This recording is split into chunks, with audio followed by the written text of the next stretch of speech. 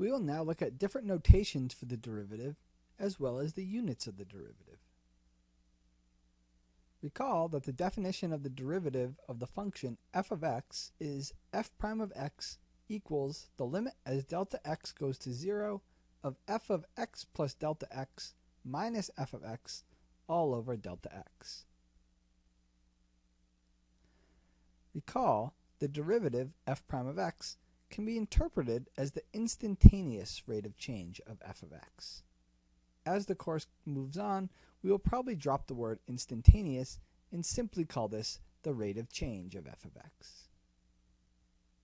Just like with our original rate of change, slope, the units of f prime of x are the units of f of x divided by the units of x.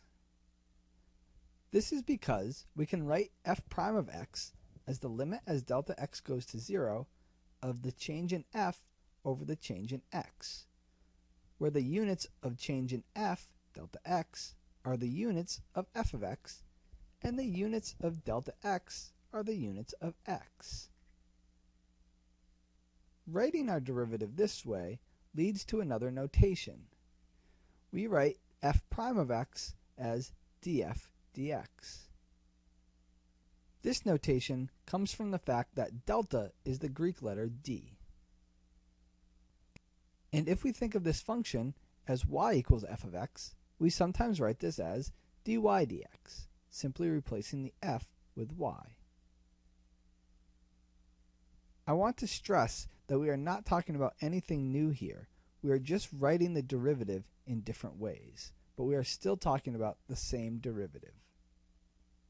So all three of these things are the same thing, just written differently. Let's use that the units of f prime of x are the units of f of x over the units of x to look at an example. Let's look at our cost function c of q. Recall that c of q equals the cost to produce quantity q items. The units here are typically in dollars. And q is the quantity of items produced.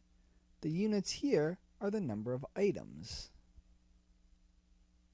So the units of c prime of q are dollars per item. In other words, the cost per item. Let's look at another one of our common applications.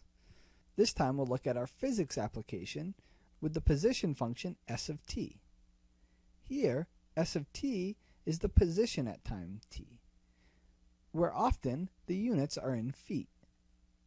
T, our time, we'll put in seconds. So the units of s prime of t, which we've also called the velocity v of t, are feet per second. These are just a couple of examples, but as we go through different applications, we'll want to keep in mind of what the units are of the functions we're talking about, including the derivative.